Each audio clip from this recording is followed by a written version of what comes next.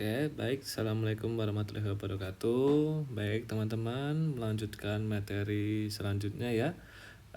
Kita akan belajar mengenai konsep kebutuhan nutrisi. Baik, untuk absensinya nanti sama seperti sebelumnya. Jadi teman-teman nanti serahkan materinya itu nanti diresum ya. Kemudian dikirimkan melalui Google Form. Begitu ya. Kemudian karena sudah mahasiswa ya otomatis catatannya jangan satu lembar. Karena kemarin saya lihat hanya ada beberapa mahasiswa yang hanya satu lembar saja. Nah, karena sekarang kan teman-teman sudah jadi mahasiswa ya otomatis bisa lah untuk menentukan kira-kira oh ini penting buat saya ke depannya, oh ini ternyata nggak penting. Nah, itu silakan di manajemen sendiri karena sudah mahasiswa begitu ya. Oke, kita lanjut terkait dengan capaian pembelajaran. Nanti teman-teman akan belajar faktor-faktor apa yang mempengaruhi eliminasi ya, baik urin ataupun eliminasi fekal ya. Kemudian karakteristik ya dari urin maupun dari feses yang normal seperti apa, yang abnormal seperti apa nanti. Kemudian di sini nanti ada pengkajian, kemudian diagnosa, kemudian kita melakukan perencanaan, implementasi sampai konsep tindakan keperawatan untuk menangani kasus-kasus pada gangguan eliminasi. Begitu ya. Oke, untuk eliminasi teman-teman kita bagi menjadi dua. Yang pertama adalah eliminasi urin. Ya, eliminasi urin di sini kan berarti kita mengeluarkan pipis, begitu ya. Oke. Kemudian ada eliminasi fekal, yaitu adalah eliminasi kita mengeluarkan feses atau pup ya.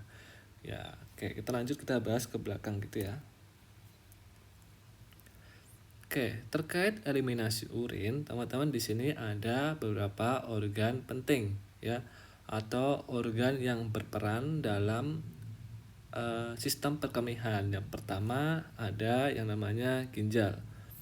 Ginjal ada dua ya. Nah, ginjal ini fungsinya adalah untuk menyaring. Jadi, kira-kira ginjal ini nanti akan menyeleksi ya bahan, cairan, zat yang tidak dibutuhkan oleh tubuh, maka dia akan buang. Nah, begitu ya. Nah, nanti membuangnya melalui ini ureter ya. Di sini namanya adalah ureter. Menuju kandung kemih ya. Di sini ya kandung kemihnya. Kemudian setelah ditampung di sini, ketika sudah penuh, terus kita biasanya umumnya merasakan mau pipis, mau buang air kecil. Nah, di sini biasanya udah penuh cairan. Begitu ya. Berarti ada rangsangan buat mengeluarkan urin. Nah, kemudian kita keluarkan melalui saluran uretra. Begitu ya. Jadi di sini fungsinya ada ginjal, kemudian organnya ada ginjal, kemudian ada ureter, kemudian ada kandung kemih, ya toh, kemudian ada uretra. Nah, teman-teman, kalau yang merah-merah besar ini adalah pembuluh darah ya, arteri, terus kemudian yang di sini ada pembuluh darah vena. Nah, ini yang paling besar ya dalam tubuh kita. Begitu ya. Oke, kemudian faktor-faktor apa saja yang mempengaruhi eliminasi urin? Yang pertama adalah asupannya ya. Asupan di sini adalah jumlah, kemudian tipe dari makanan atau minuman ya yang kita minum. Ya, jadi nanti kalau kita minum yang 1 liter otomatis ya harus keluarnya paling tidak 800 mili ya, 900 mili ya. Karena memang 200 ataupun 100 milinya ya ada sebagian dipakai oleh tubuh.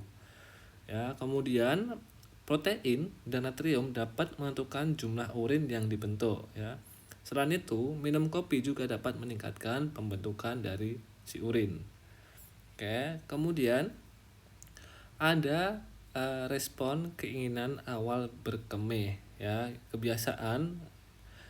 Biasanya kalau kenapa kok kebiasaan biasanya keinginan awal untuk berkemih dapat menyebabkan urin banyak tertahan di vesika urinaria ya, sehingga mempengaruhi ukuran vesika urinaria ya dalam dan jumlah pengeluaran urin. Ya, jadi kalau misalkan yang tadi yang di awal dulu asupan, kenapa kok kopi bisa meningkatkan urin ya? Kita tahu bahwa kopi di situ kan mengandung zat-zat tertentu. Nah, ketika zat itu masuk ke dalam tubuh, kemudian tidak diperlukan oleh tubuh, berarti otomatis fungsi ginjalnya itu pasti akan meningkat. Nah, dalam peningkatan fungsi ginjal itu, maka peningkatan urin juga di situ akan meningkat. Begitu ya. Oke, kemudian ada respon awal berkemih ya. Di sini tadi eh, biasanya kalau kita biasanya pipis terus kemudian kita tahan 1 jam, kemudian kita pipis lagi kita tahan 1 jam. Nah, itu kan kadang mempengaruhi kandung kemih kita atau fisika ini urinarianya itu terlalu penuh, terlalu banyak sehingga nanti pipisnya terlalu banyak ya. Gitu ya. Kemudian gaya hidup. Nah, terkait dengan gaya hidup ini biasanya dipengaruhi oleh pemenuhan eliminasi. Hari ini terkait dengan tersedianya fasilitas toilet ya. Kemudian stres ya. Stres itu biasanya akan meningkatkan frekuensi keinginan berkemih. Nah, kita tahu kalau stres ya malam-malam stres, banyak pikiran, nah, otomatis akan sering pipis. Nah, kemudian hal ini karena meningkatkan sensitivitas untuk keinginan berkemih dan jumlah urin yang diproduksi. Nah, kemudian tingkat perkembangan, di mana tingkat perkembangan dan perkembangan juga dapat mempengaruhi pola berkemih. Ya, hal ini dapat ditemukan pada anak-anak ya yang lebih mengalami kesulitan untuk mengontrol buang air kecil, sering pipis ya, pipisnya sering ngompol begitu ya. Oke, namun kemudian kemampuan dalam mengontrol buang air kecil meningkat dengan bertambahnya usia ya. Kemudian terkait dengan aktivitas. Nah, eliminasi urin itu biasanya membutuhkan tonus otot fisika urinaria ya yang baik untuk fungsi sphincter. Nah, nanti kita lihat sphincternya seperti apa ya. Kemampuan tonus otot ini dapat didapatkan dengan beraktivitas. Nah, kemudian kalau hilangnya tonus dapat menyebabkan kemampuan pengontrolan berkemih yang menurun. Biasanya kalau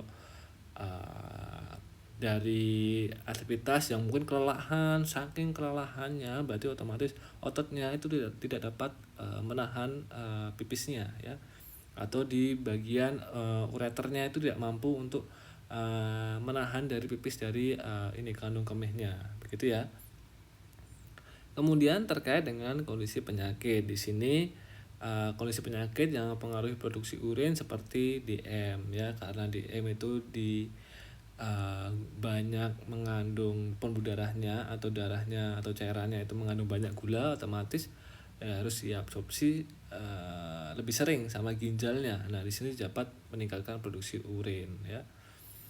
Kemudian mungkin teman-teman kurang paham ya terkait dengan kenapa kok DM kok bisa banyak urinnya ya. Kita tahu kalau misalkan orang DM itu kan pembuluh darahnya itu kan kandungan glukosanya atau kandungan gulanya itu tinggi. Nah, ketika tinggi pembuluh darah otomatis ginjal berusaha untuk membuang gula-gula yang tidak perlu. Nah, ketika dalam proses itu ya otomatis produksi urinnya juga akan lebih meningkat. Begitu ya. Oke, kemudian sosiokultural di sini bahwa budaya dapat mempengaruhi pemenuhan kebutuhan eliminasi, seperti adanya kultur pada masyarakat tertentu yang melarang untuk buang air kecil di tempat tertentu. Ya, jadi nggak boleh. Jadi ada beberapa budaya mungkin di daerah teman-teman ya, ada beberapa yang tidak boleh buang air di tempat tertentu ya. Kemudian, nah nih teman-teman di sini nanti saya jelaskan ya, ini anatomi dari kandung kemih ya nanti. Kemudian ada kebiasaan seseorang, di mana seseorang yang memiliki kebiasaan berkemih di toilet. Nah, biasanya mengalami kesulitan untuk berkemih dengan melalui urinal ya atau pot urin bila dalam keadaan sakit. Nah, itu kadang kalau kita pipis saja nggak di kamar mandi sendiri atau kita buang air besar aja tidak di kamar mandi sendiri pasti sulit ya, nggak bisa. Nah, gitu ya. Kemudian terkait dengan tonus otot tadi ya, yang misalkan tadi kelelahan sampai bisa pasiennya itu bisa pipis atau bisa ngompol ya, Nah, tonus otot yang berperan penting dalam membantu proses berkemih adalah otot kandung kemih ya, otot abdomen dan otot pelvis. Nah, ketiganya sangat berperan dalam kontraksi sebagai pengontrolan pengeluaran urin. Jadi ototnya di atas sini, bukan di sini. Ini tidak ada ototnya. Ototnya itu abdomen, berarti kan di atas sini. Kemudian kalau pelvis jadi ini di pinggangnya kita yang di sini bagian sini samping-samping. Kemudian terkait dengan pembedahan. Nah, pembedahan di sini biasanya terkait dengan menurunkan filtrasi glomerulus ya sebagai dampak dari pemberian obat anestesi sehingga menyebabkan penurunan jumlah produksi urin. Jadi karena obat bius. Jadi karena obat bius otomatis ya itu tadi yang seharusnya fungsinya buat menyaring obat-obatan zat-zat tertentu yang tidak dibutuhkan oleh tubuh ya tadi kena obat anestesi ya, jadi menurunkan fungsi dari organ glomerulusnya begitu ya. Nah teman-teman di sini namanya ada sphincter ya, di sini ada sphincter nih, external sphincter ya. Kemudian ada lagi internal sphincter yang ada di sini. Nah, ini tadi kalau misalkan kelemahan, pasiennya lemas, ya kehilangan tonus ototnya atau kehilangan kekuatannya, otomatis ya ini akan ngompol karena yang mengatur adalah ini sphincter sini. Nah, ketika udah penuh otomatis kita ada rangsangan untuk berkemih. Nah, ketika ada rangsangan berarti otomatis ininya akan terbuka ya. Kalau ada rangsangan terus kita mau pipis ya otomatis sphincternya yang ada di sini akan mulai terbuka. Nah, di sini adalah kalau di sini atau organ ini adalah organ untuk laki-laki karena di sini ada prostat. Nah, teman-teman besok kalau ada kasus misalkan ada kasus pembesaran prostat, berarti di sini prostatnya membesar. Nah, umumnya biasanya kalau prostat itu dia mengalami kesulitan buang air besar. Buang air kecil. Nah, mungkin teman-teman bisa bayangkan dari sini ketika prostatnya besar otomatis salurannya buat menuju ke arah pipisnya keluar otomatis dia akan lebih sempit. Nah, kok kenapa dia susah buat buang air kecil ya, terjadi ikotensia urin, resistensi urin. Nah, itu karena ininya besar ya, otomatis jalannya menyempit gitu ya. Oke, kalau yang ini yang di bawah ini adalah untuk yang perempuan ya, sama saja tapi tidak ada kelenjar prostatnya. Kalau prostat berarti cuma ada di laki-laki saja. Gitu ya. Oke, kita lanjut. Nah, teman-teman perlu pahami di sini terkait dengan karakteristik urin normal. Ya, biasanya kalau kita berkemih itu adalah mengosongkan vesika urinaria ya atau kandung kemih. Nah, vesika urinaria ini dapat menimbulkan rangsangan saraf bila berisi lebih di atas 250 sampai 400 cc pada orang dewasa, kemudian 200 sampai 250 cc pada anak-anak. Nah, untuk komposisinya itu adalah 96% adalah air dan 4%-nya adalah larutan ya. Jadi larutan organik sama anorganik 4%-nya. Di situ ada urea ya, amonia, kreatinin, asam urat. Nah, ini semuanya akan dikeluarkan. Nah, kemudian ada natrium, nah, kemudian ada klorida ya, kalium ya, sulfat. Nah, ini semuanya akan dikeluarkan dari larutannya yang berjumlah 4%. Nah, kemudian untuk warna ya, biasanya kan kita ngecek karakteristik, kita tanyakan ke pas pengkajian ke pasien atau kita cari masalah atau kita cari mungkin tanda gejala. Nah, kita cek kalau misalkan pasien itu mengalami gangguan eliminasi ya kita cek urinnya warnanya apa ya.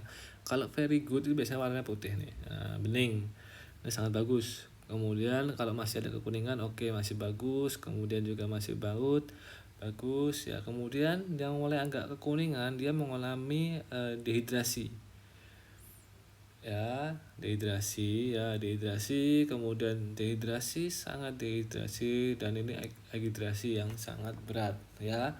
Nah, biasanya kita cek warnanya, apakah warnanya tuh seperti apa, kuning ya, atau kadang warnanya merah. Nah, kalau merah itu berarti ada perdarahan ya, biasanya ada perdarahan kalau merah. Nah, di sini biasanya menentukan pasien itu mengalami dehidrasi apa tidak. Nah, teman-teman juga pasti bisa lihat ya, kalau misalkan pipis, nah pipisnya warnanya apa. Nah, nanti dilihat di sini. Apakah kondisinya bagus ya, apakah mengalami dehidrasi ya. Gitu ya. Oke. Nah, kemudian pengkajian kebutuhan eliminasi urin kita bisa cari terkait frekuensi BAB-nya sehari berapa, pipisnya berapa kali ya, kemudian jumlahnya berapa ya, kemudian warnanya, ya, kemudian penggunaan alat bantu, kira-kira dipakai selang apa tidak, perlu alat bantu yang lain apa tidak. Nah, kemudian ada keluhan saat berkemih, apakah sulit berkemih, ya, nyeri saat berkemih, kemudian pipisnya tidak tuntas, ya. Nah, itu seperti apa? Nah, kemudian ini ada nyeri, ya. Kemudian ada ada obat nggak yang diminum. Nah, obatnya itu biasanya kalau misalkan pasien dengan terapi gagal ginjal ya dikasih obat buat ini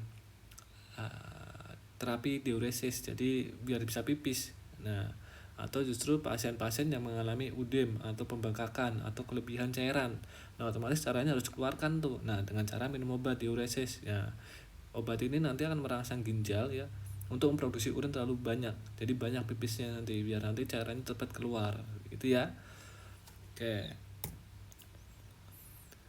Kemudian masalah kebutuhan eliminasi yang pertama adalah retensi urin. Nah, di sini adalah penumpukan urin dalam kandung kemih akibat ketidakmampuan kandung kemih untuk mengosongkan kandung kemih. Jadi banyak, ya, pipisnya banyak. Nah, karena tidak tadi kandung kemihnya itu ternyata tidak mampu, ya, atau kadang sphincternya yang jadi masalah, ya, karena biasanya pasiennya mengalami sakit, ya, di bawah pusar, ya, di bawah pusar itu sakit, terus kemudian keras. Nah, karena tegang, karena banyak cairannya. Nah, itu biasanya karena ini.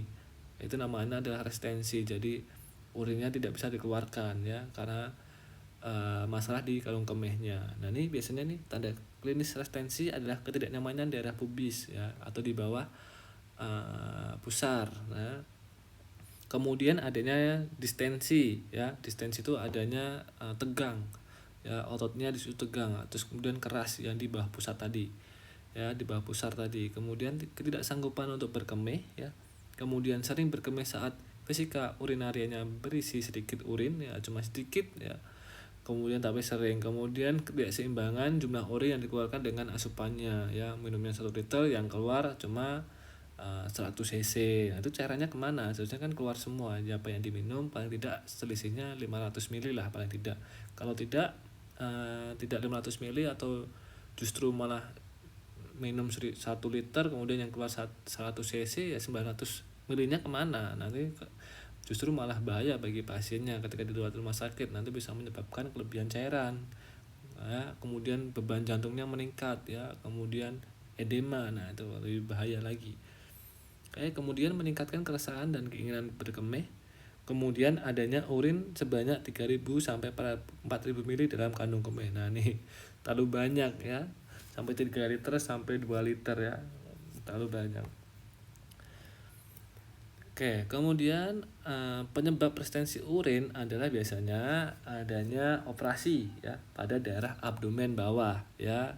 Kemudian operasi juga di pelvis, vesika urinarianya, ya. Kemudian trauma di susum tulang belakangnya. Kemudian adanya tekanan uretra yang tinggi karena otot detusor yang lemah. Nah, kemudian karena tekanan di mana? Tekanan uretra, ya, yang bawah, ya, yang di bawah uretra yang terlalu tinggi. Kemudian sphincternya yang di sini terlalu kuat. Nah, atau enggak sumbatan, ya. Sumbatannya tadi kelenjar prostatnya ini apakah membesar. Nah, biasanya kalau ini membesar otomatis jalannya susah, ya, sempit. Nah, sempit ya susah buat buang air kecil. Gitu ya. Oke, kemudian kita lanjut, tadi adalah restensi, kemudian dan di sini adalah inkontinensia urin, ya, merupakan ketidakmampuan otot sphincter eksternal, ya, sementara atau menetap untuk mengontrol ekstraksi urin. Jadi dia ini tidak bisa, ya, yang di bawah ini yang eksternalnya, ya, sphincter yang eksternal, ya, di sini tidak bisa mengontrol ekstraksi urin. Jadi kadang ngompol, ya, kadang dia kalau pipis susah, ya. Kemudian ada yang namanya enuresis. Nah, di sini adalah ketidaksanggupan menahan kemih atau mengompol yang diakibatkan tidak mampu mengontrol sphincter eksternal. Ya, di sini, ya, jadi karena tidak mampu, ya, otomatis pipis sendiri, ya, tiba-tiba pipis, tiba-tiba ngompol, ya, ini karena di sini kehilangan kontrol buat menutup dan membukanya, ya, begitu ya. Kemudian faktor penyebabnya adalah kapasitas vesika urinarianya lebih besar dari normal ya. Kemudian ada pekarangsang ya, jadi isinya sedikit, tiba-tiba langsung dikeluarkan, isinya sedikit, gitu, tidak mampu menampung urin dalam jumlah besar ya. Kemudian suasana emosional yang tidak menyenangkan di rumah, misalkan persaingan dengan saudara, cekcok atau orang tua. Nah ini berarti terkait dengan psikisnya ya, stresnya ya, emosionalnya atau emosinya gimana. Kemudian orang tua yang mempunyai pendapat bahwa anaknya akan mengatasi kebiasaannya tanpa dibantu dengan mendidiknya. Kemudian adanya infeksi atau ISK atau infeksi saluran kemih. Kemudian ada perubahan fisik, kemudian ada perubahan neurologis ya. Kemudian anak yang takut jalan gelap untuk ke kamar mandi. Nah ini juga kalau takut ya sudah pipis di situ begitu ya. Oke.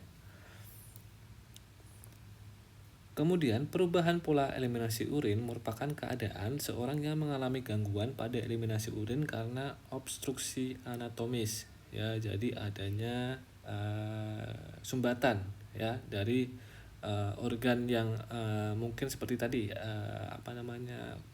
pembesaran prostat tadi ya. Kemudian kerusakan motorik sensorik, kemudian ISK ya. Perubahan eliminasi terdiri dari atas. Nah kita harus cek frekuensinya ya, jumlahnya ya, kemudian urgensi ya, perasaan ya, seorang yang takut mengalami ekotonsia jika tidak berkemih, nah ketakutan. Kemudian yang namanya ada disuria, yaitu merasa sakit ya, kesulitan dalam berkemih. Nah teman-teman dicoba aja ketika mungkin mau pipis ya, tapi ditahan dulu sampai seharian, itu masih akan sakit ya, karena banyak urinnya yang harus dikeluarkan, jadi akan mengalami sakit ya, nyeri.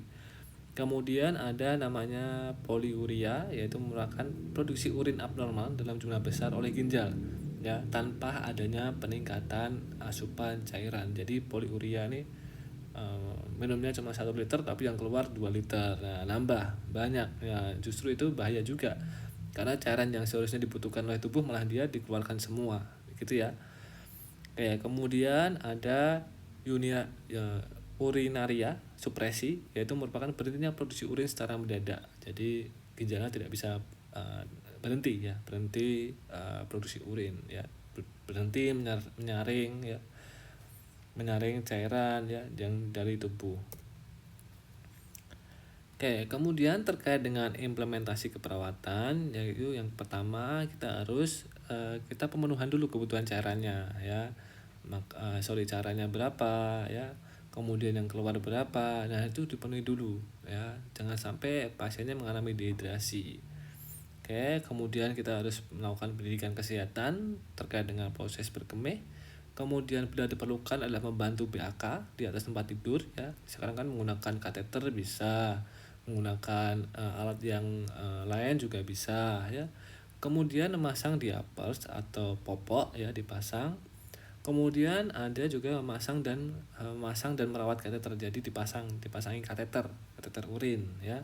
Kemudian kita lakukan bladder training. Jadi bladder training itu adalah tindakan untuk mengembalikan fungsi sphincter tadi.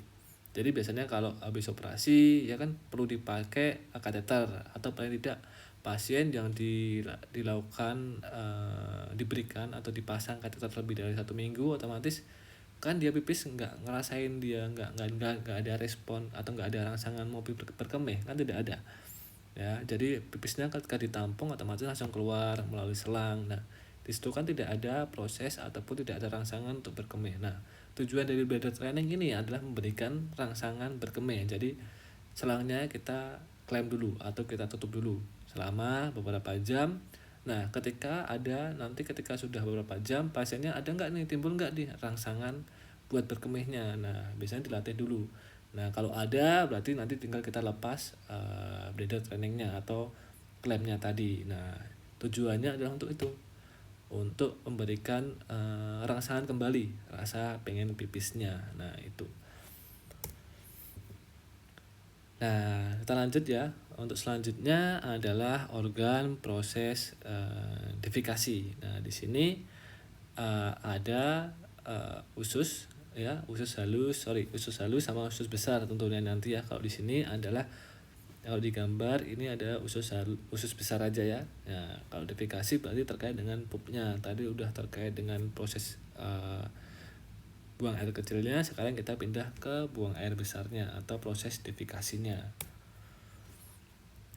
Nah, ini di sini adalah proses pembentukan feses. Jadi habis dari usus halus maka dia akan berlanjut ke usus besar. Nah, di sini dikatakan bahwa di sini masih banyak cairan nih. Ketika pupnya itu masih banyak cairannya ya. Kemudian ada semi fluid, ya kemudian ada mus, kemudian ada semi mus, atau kemudian harus di sini sudah mulai semi solid. Ya, kalau udah mau masuk rektum berarti sudah solid. Nah, oke. Nah, kemudian faktor yang mempengaruhi proses defikasi yaitu pertama adalah usia. Ya, setiap tahap perkembangan usia memiliki kemampuan mengontrol proses defikasi yang berbeda-beda, mulai dari anak-anak sampai lansia. Ya, semuanya pasti akan berbeda. Kalau anak-anak sering kan biasanya kalau pup kan langsung pup aja ya, tidak bisa dikontrol, jadi langsung pup. Ya, kalau lansia pun juga sudah mengalami penurunan fungsi, otomatis itu tadi proses defikasinya pasti akan berubah ya. Kemudian pola diet ya, biasanya pola makan, terus makan yang dikonsumsi itu juga akan mempengaruhi proses defikasi ya. Kemudian makanan yang memiliki kandungan serat yang tinggi dapat membantu proses percepatan defikasi, dan jumlah konsumsi pun dapat mempengaruhi ya. Kemudian ada asupan cairan. Di sini adalah pemasukan cairan yang kurang dalam tubuh membuat defikasi menjadi keras. Jadi kalau kita dehidrasi ya, biasanya kalau kita kurang cairan, otomatis pupnya itu juga akan lebih keras ya. Nanti akan bisa mengakibatkan konstipasi ya. Oleh karena itu, proses absorpsi air yang kurang menyebabkan kesulitan proses defikasi, yaitu tadi konstipasi begitu ya. Oke, kemudian adanya terkait dengan aktivitas. Aktivitas dapat mempengaruhi proses defikasi karena melalui aktivitas tonus otot abdomen, pelvis, dan diafragma dapat membantu kelancaran proses defikasi. Ya, kita tahu bahwa orang yang tidak banyak aktivitasnya, kemudian misalkan kita contoh pasien yang stroke, nah itu otomatis ototnya juga pasti akan menurun ya, karena pasiennya cuma bed rest saja di tempat tidur. Beda kalau kecuali orang-orang yang sering aktivitas, maka otot atau kekuatan ototnya itu pasti akan terjaga. Nah, kemudian terkait dengan pengobatan, di sini adalah pengobatan juga mempengaruhi proses defikasi seperti penggunaan laksatif atau antasida yang terlalu sering. Nah, kemudian terkait gaya hidup biasanya terkait dengan misalkan buang air besar di tempat yang bersih atau toilet ya. Jadi toilet yang bersih, tapi kalau tidak mau yang bersih ya tidak mau ya. Kemudian etika seorang buang air besar di tempat terbuka atau tempat kotor, maka akan mengalami kesulitan dalam proses defikasi ya. Biasanya kalau kita lihat tempat yang bersih itu tadi, terus kemudian kita rasa nggak nyaman ya, kadang pup aja nggak bisa kalau nggak di rumah. Nah itu. Oke, kemudian penyakit. Di sini beberapa penyakit dapat mempengaruhi proses defikasi. Biasanya penyakit-penyakit tersebut berlangsung dengan sistem pencernaan ya, seperti gastroenteritis atau penyakit infeksi lainnya. Jadi misalkan kalau gastroenteritis berarti kan nanti bisa saja pupnya terlalu cair ya, karena banyak cairan di situ. Ya, kadang infeksi ya, atau adanya bakteri ya. Nah, itu bisa saja, atau bahkan ada perdarahan. Nah, itu bisa saja terjadi. Oke. Nah, kemudian ada nyeri. Nah, di sini nyeri ini dapat mempengaruhi kemampuan atau keinginan untuk defikasi, seperti nyeri pada kasus hemoroid atau episiotomi ya. Jadi kalau orang hemoroid, nah ini ya hemoroid yang di samping ini ya. Jadi ada istilahnya ada pembesaran ya, atau ini namanya adalah kulit juga ya.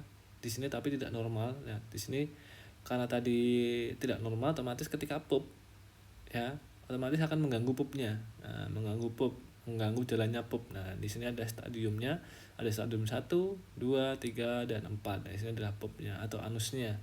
Jadi ini stadium 1, 2, 3 dan 4. Nah, ini akan mengalami nyeri ketika pup, nyeri ini pasti. Ya. Kemudian kerusakan sensoris dan motoris. Di sini biasanya kerusakan sensoris dan motoris dapat mempengaruhi proses defekasi karena dapat menimbulkan proses penurunan stimulasi sensoris dalam melakukan defekasi ya. Nah, di sini yang penting adalah bagaimana kita bisa mengkaji eliminasi ya, baik dari eliminasi fekal ya. Tadi kan sudah urin, kita lihat dari warnanya ya.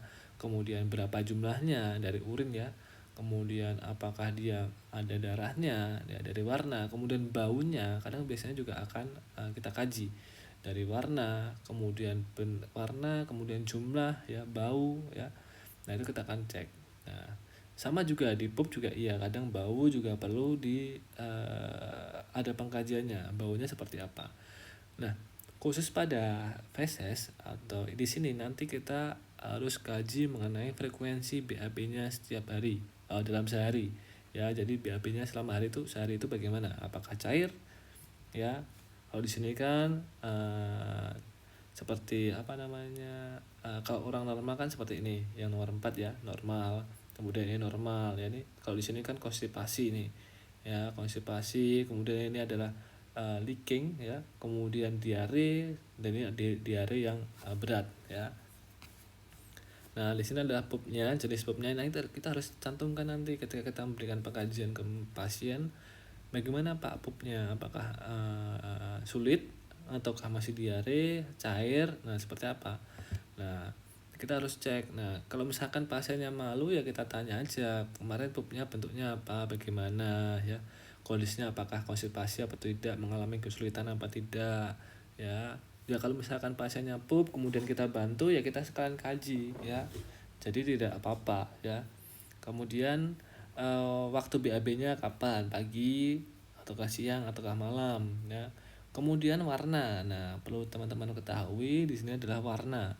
Nah, warna merah terang berarti di sini ada, biasanya umumnya ada perdarahan ya. Warna merah itu, warna merah terang itu adalah perdarahan, akibat dari perdarahan, baik itu di rektumnya ya ataukah seperti di usus besarnya ya. Tapi kalau yang warna hitam itu juga terjadi perdarahan tapi di bagian pencernaan bagian atas ya, bisa saja terjadi di stomatsnya, lambungnya, bisa terjadi juga di usus halusnya. Nah, itu bisa terjadi karena bagian atas ya. Tapi kalau yang merah terang berarti darahnya masih segar itu, karena jadi areanya pun juga deket-deket daerah situ. Nah, begitu ya. Kemudian warna kuning berminyak berbau busuk di sini adalah karena kelebihan lemak ya di dalam tinja dan terdapat gangguan malabsorpsi. Jadi terdapat gangguan di sana kalau warnanya kuning ya. Kemudian berwarna terang atau putih. Nah, di sini biasanya ada gangguan di kantung empedunya. Nah, tadi teman-teman kemarin sudah saya jelaskan di mana itu kantung empedunya, dekat hati ya. Nah, di situ karena terjadi gangguan maka dia akan ini warna putih ya, terang. Nah, kalau umumnya itu berwarna coklat, ini normal. Sedangkan kalau warna hijau itu terdapat biasanya ada bakteri ya, feses atau enggak feses melalui usus terlalu cepat atau karena ada mengalami diare. Nah, diare biasanya umumnya diare. Jadi kita tahu bahwa kalau saluran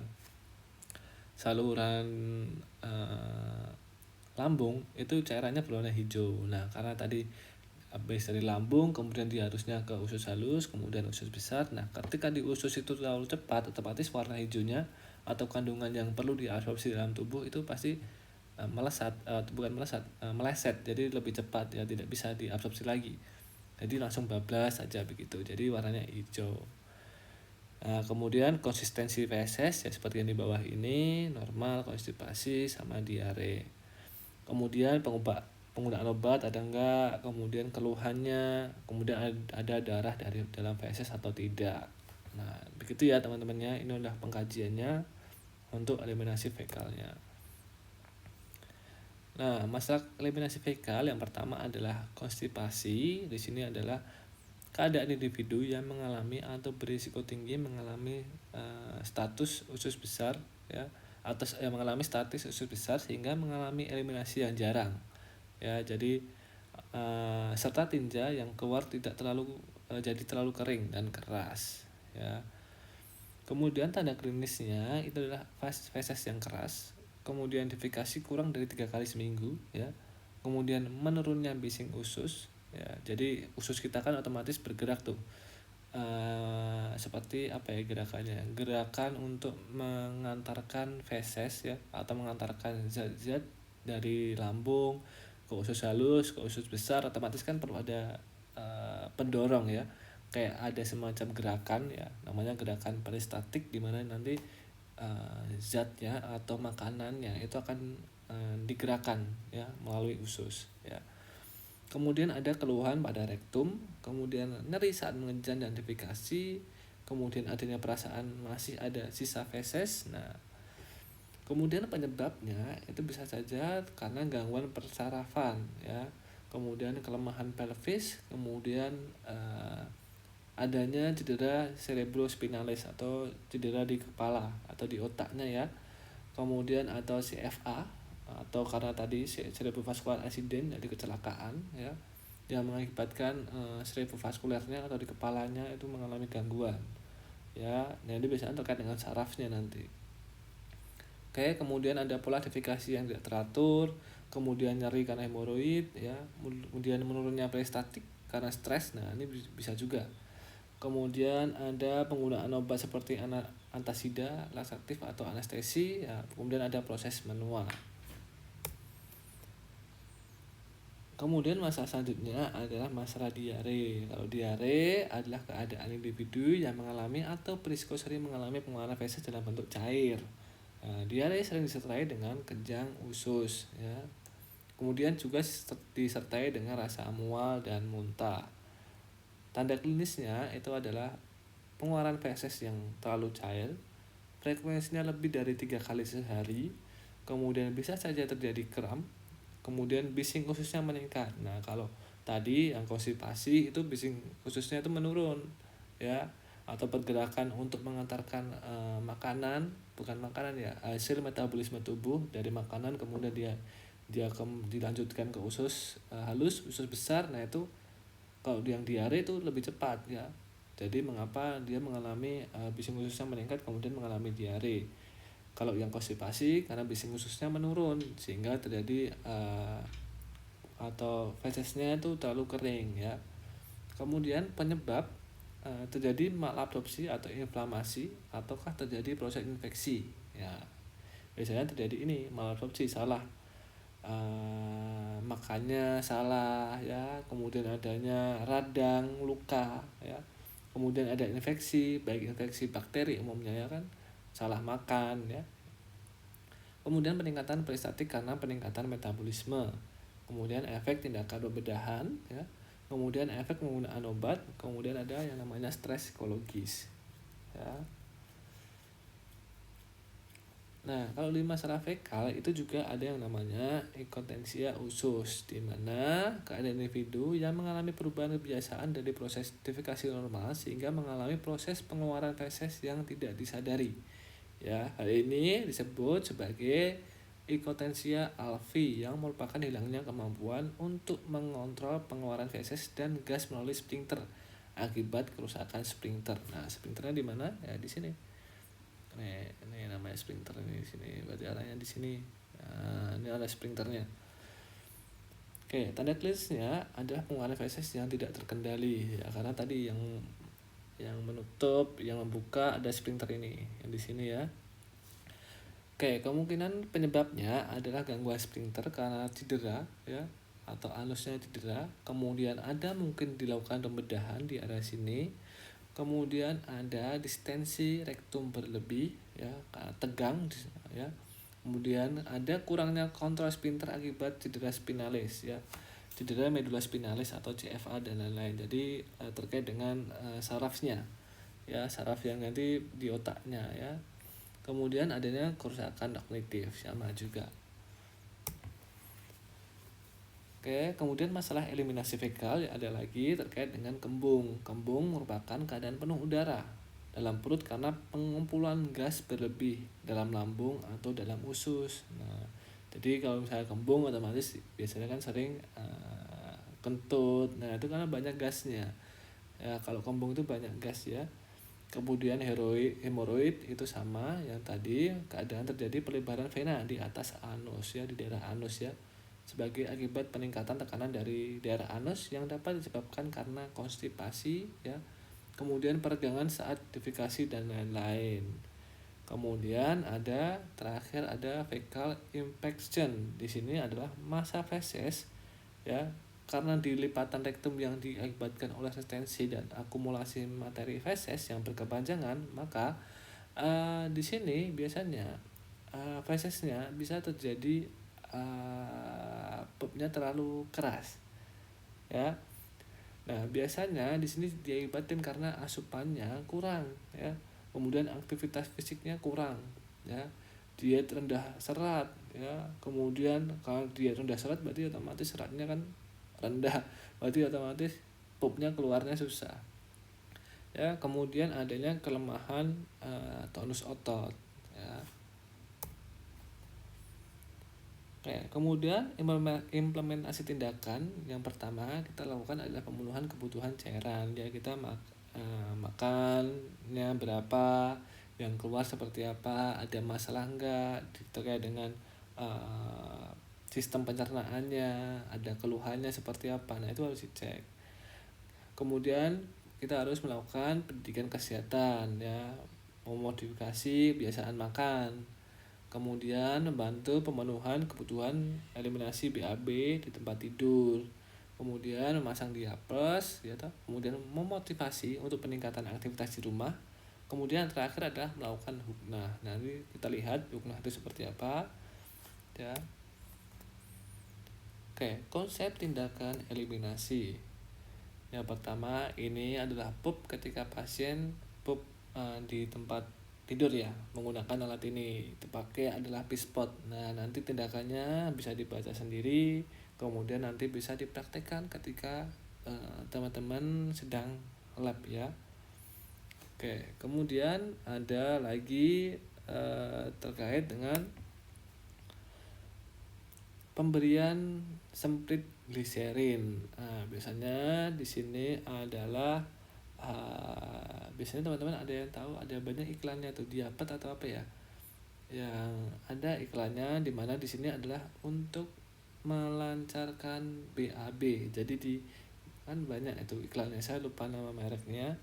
Jadi kan ada sekarang tuh banyak dijual itu satu botol itu kan, kemudian dimasukkan ke dubur atau anus ya, kemudian disemprot ya, dimasukkan cairannya, nanti ditunggu 15 menit sampai 20 menit, nanti akan terasa pupnya ya. Biasanya pada pasien yang biasanya mengalami konstipasi atau yang susah buat buang air besar atau mengalami nyeri ya karena kurang cairan, nah, pupnya terlalu kering jadinya susah atau sakit. Nah, itu biasanya dibantu menggunakan semprit gliserin ya, saya lupa namanya ya. Oke. Nah, ini adalah kalau ini adalah gliserin. Jadi kalau misalkan di medis dulu kita menggunakan alat ini, tapi kalau sekarang zaman sekarang kan kita sekali pakai udah buang, kayak semacam apa namanya, saya lupa ya karena tadi saya lupa namanya ya. Biasanya kan kalau membantu pupnya pasien, kadang bukan pasien saja sih, kalau misalkan kita pup susah di rumah ya kita pakai itu ya, dipakai cairan. Banyak iklannya di TV, saya lupa namanya ya. Oke. Kemudian ada yang namanya huknah rendah atau huknah tinggi. Nah, biasanya kalau huknah rendah itu kita CBAB yang kita keluarkan itu cukup di area kolon ataupun usus besar saja ya. Tapi kalau huknah tinggi itu bisa sampai ke bagian daerah yang lebih tinggi ya. Lebih tinggi itu dalam artian lebih jauh dari anusnya kan. Dari kita lihat ada nggak ya, kita kasih lihat terkait huknah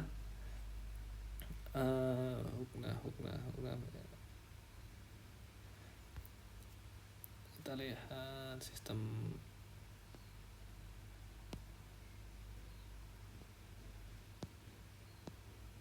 Oh, tidak ada ya. Jadi terkait huknah, jadi kan di sini ada usus halus. Ya, di sini kan ada usus halus. Nah, di sini kan ada usus halus. Nah, ketika huknah rendah itu nanti biasanya cukup sampai di sini saja. Ya, terkait dengan cairan yang dimasukkan. Jadi kita cuma batas huknah rendah itu cuma area sini saja yang dibersihkan, ya. Area sigmoid saja, ya. Tapi kalau huknah tinggi itu bisa sampai ascendent. Jadi caranya banyak, yang kita masukkan tuh banyak sampai caranya sampai ascendent. Nah, biasanya huknah tinggi sama huknah rendah ini tergantung, ya. Misalkan kita mau operasi daerah kolon transversum ya, di area sini, otomatis pupnya yang harus dibersihkan ini harus dibersihkan semuanya. Sini harus dibersihkan dulu dengan cara pasiennya suruh pup. Nah, ketika tidak bisa pup atau kita harus membersihkan cairan ataupun pupnya pasien, ya kita huknah dulu pasiennya. Ya, huknah tinggi. Jadi cairan yang ada di sini kita masukkan cairan, ya. Kita suntikkan cairan sehingga cairannya akan masuk ke sini. Nah, ini otomatis dia akan merangsang pupnya. Jadi kita bebas melakukan operasi. Ya, jadi ketika operasi terus tiba-tiba pasiennya pup di tengah operasi, ya otomatis ya tidak bisa, karena kan kalau pup itu kan berarti banyak bakterinya. Nah, kemudian kita lakukan pembedahan, ya nanti infeksi semua, ya. Kemudian komplikasi semua nanti pasiennya. Jadi lebih baik di sini dihilangkan dulu pupnya, ya. Disedikitkan dulu atau dibuang dulu pupnya, baru kita lakukan operasi. Itu ya, itu adalah huknah tinggi dan huknah rendahnya. Kemudian nanti bisa dipraktekkan ketika lab ya, lebih jelasnya. Nah, ini adalah alat-alatnya, masih sama, ada huknah tinggi sama huknah rendah. Kalau huknah tinggi berarti dilakukan di atas sini, di atas sini ya. Kemudian kalau huknah rendah biasanya akan taruh di agak bawah, gitu ya. Nah, kemudian ada prosedur membantu pasien buang air kecil. Nah, biasanya di sini ada yang namanya pispot sama urinarial, ya, atau urinal, ya. Jadi nanti kita lihat, nanti untuk bisa dibaca sendiri atau di pause, boleh silakan. Nah, di sini adalah alat bantunya, ya, untuk yang cowok, ya. Karena kalau cewek beda lagi. Oh, kalau cewek yang ini kelihatannya, ya. Cewek yang ini kelihatannya, ya. Kalau ini yang cowok, ya, karena bentuknya biasanya akan berbeda, ya. Oke, kemudian ada prosedur pemasangan kateter. Nah, di sini ada kateter, nanti bisa dibaca sendiri, bisa di pause, nanti juga akan dipraktekkan ya ketika di lab. Nah, di sini adalah untuk cewek ya atau perempuan, ya. Kita tahu bahwa kalau memasang kateter khusus cewek atau khusus perempuan, nanti yang pasang adalah perempuan. Ya, tidak boleh laki-laki buat pasang kateter, karena kita tidak tahu yang laki-laki mana yang area yang dimasukkan, yang namanya ureter, ya, atau ureternya, ya, mana yang area vaginanya kita nggak tahu. Yang tahu adalah perempuan. Nah, ini takutnya kalau misalkan teman-teman laki-laki yang pasang, dia salah masuk ke area vagina. Nah, takutnya malah bukan air yang keluar, tapi malah bayi yang keluar, ya. Bukan, jadi yang keluar adalah bukan airnya, tapi mahasiswa nanti masuk infeksi nih, ya. Misalkan mahasiswanya masih kecil, anaknya pasiennya masih kecil, nanti merusak nih di sini, ya. Tidak boleh. Jadi yang pasang kalau misalkan perempuan, ya pasien perempuan, otomatis yang pasang adalah perempuan. Ya, beda kalau laki-laki silakan mau dipasang, mau perempuan mau laki-laki silakan. Kalau pasiennya laki-laki bebas. Ya, begitu ya. Oke, karena tadi memang ada dua jalan. Beda kalau laki-laki kan cuma satu jalan, ya. Oke, kemudian kalau yang di sini adalah untuk laki-laki, ya. Laki-laki sama sebetulnya kateternya, bentuknya sama, kadang ukurannya sedikit berbeda, ya. Terus kemudian kalau yang perempuan itu kalau kita masukkan kateter itu tidak perlu sampai sampai sini. Jadi ini area ini dimasukkan semuanya, tidak perlu kalau yang cewek, ya. Tapi kalau yang cowok emang iya, karena kita tahu kalau cowok itu dia panjang, ya, mulai dari penis, ya dia masuk masuk ke di bagian kandung kemihnya tuh panjang, areanya panjang, jaraknya panjang. Nah itu boleh kita lakukan sampai mentok sampai di sini boleh ya. Terus habis itu kita kunci ya, kalau sudah kita kunci berarti ada balonnya di sini. Nah ini nanti akan mengganjal di sini, kemudian nanti cairannya atau pipisnya akan masuk secara otomatis ke sini, begitu ya. Nah kalau perempuan itu beda lagi. Kalau perempuan dia lebih pendek. Nah nih ya lebih pendek dia, areanya lebih pendek, jaraknya pendek, jadi tidak perlu sampai full sini, jadi setengahnya lebih sedikit boleh, baru dikunci atau diklem. Nah karena areanya pendek, jaraknya pendek. Nah, oke. Oke, mungkin itu saja yang dapat saya sampaikan. Kurang lebihnya saya mohon maaf. Assalamualaikum warahmatullahi wabarakatuh.